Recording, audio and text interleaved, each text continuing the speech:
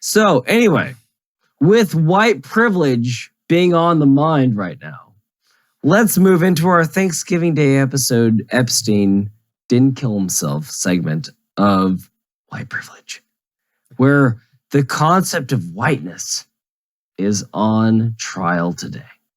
So we thought that this was a relatively prescient topic, especially for today, because if this episode isn't coming out on Thanksgiving and maybe the day before, the day after, but it's around the time of Thanksgiving where we are reminded every year from the average residential speed limit IQ people that are only capable of memorizing talking points and regurgitating them to us like they're saying something profound, that how dare we celebrate Thanksgiving because the Pilgrims came in and took over the Native Americans' land and yada, yada, yada, yada.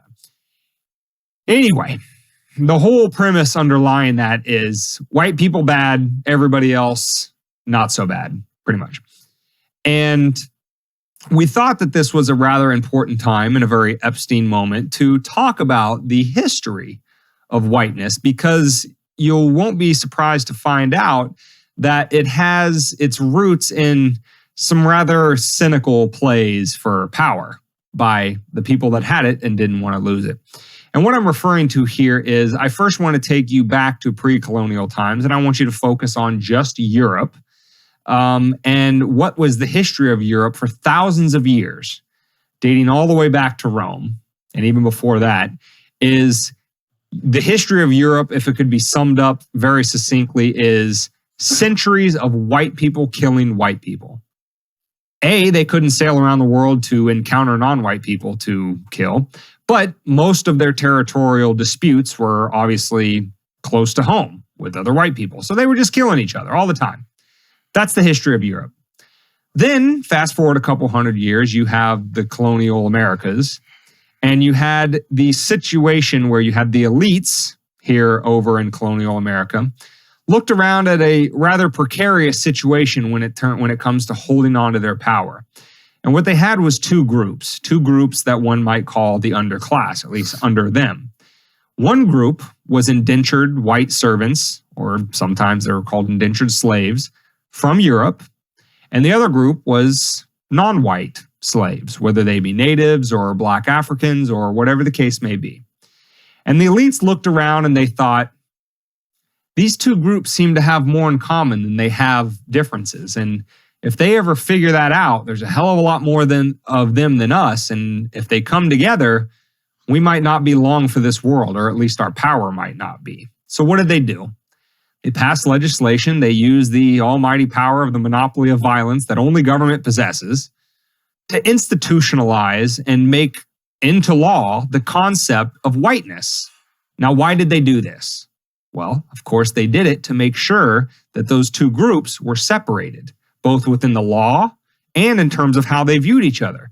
Because then a white indentured servant or slave could look at his black African slave counterpart and say, well, at least I'm not that guy. At least I might be poor and underclass and I'm not the elites like these other guys, but at least I'm above that person.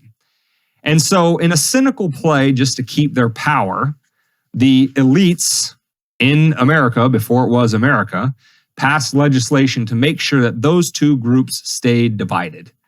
And fast forward 400 or 500 years, and we have the exact same thing today. We have powerful elites preying on distinctions in people that aren't really there, pitting us against each other so that we don't come together and fight against them. What does that sound like? What does that sound like to you, Dane? Does it sound like we are kind of both on the same team, but somebody that's in power is telling us that we have completely different ideologies and we're going completely in different directions and we can never see eye to eye with them ever? And we're listening to the powerful tell us that there are lines between each other when there's more that holds us together than holds us apart? Well, to the point that you made on episode 120 about it's a very sad state of affairs if you look around at the world and see yourself as having more common ground with whoever your elected official is than your neighbor. It's a very sad state of affairs. It's not true in any sense of the word, but it is the situation that they have created. Does your state senator nothing but a know cynical your play to keep daughter's their name? power? Does your state senator know what she practices in the backyard? Your neighbor does, but you're going to hold your neighbor accountable for the downfall of America, despite holding the person that has the actual power accountable, which tracks back to what we were just talking about. They saw that there was something very communicable. Let me take that again. Communicable between two different populations. And they saw that there was a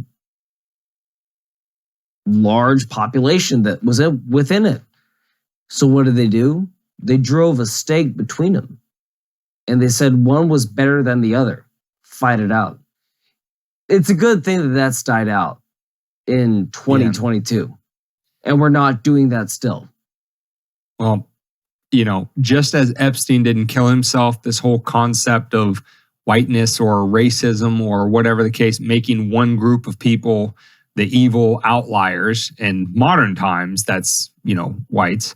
At least that's what the prevailing narrative says. But if you pay even the slightest attention to history, you see that it's not really about one group of people oppressing another, because after all groups have oppressed other groups at one time or another. And all groups have both killed within their own groups and other groups outside of them all throughout human history. So this is just a part of the human condition. But in the United States, within the context of race relations in the 21st century, just as it was all the way back in the 16th century, is that you have a situation where people with power and cynical plays to keep it are more than willing to pit you against your neighbor on any sort of arbitrary grounds, whether it's race, religion, gender, ethnicity, socioeconomic status, whatever the case may be. It's all about them keeping power. And hearkening back to episode 120, the point we said that it's just about them. Period. Full stop. No more analysis required. It's not about you. It's not about love for mankind. It's not about trying to do the most good for the most people. It's about them and keeping power, and when and where possible, expanding that power. So Epstein didn't kill himself. Racism didn't just pop out of nowhere because white people are evil and wanted to oppress non-whites. It was a very deliberate, cynical play that has unfortunately persisted for over 500 years now. And we're trying to collect the fallout from that and put the pieces back together. But knowing the history is the first step to making sure that those mistakes aren't repeated. Well, it's a good thing that they've only kept it to race nowadays and haven't spilled out into other effigies.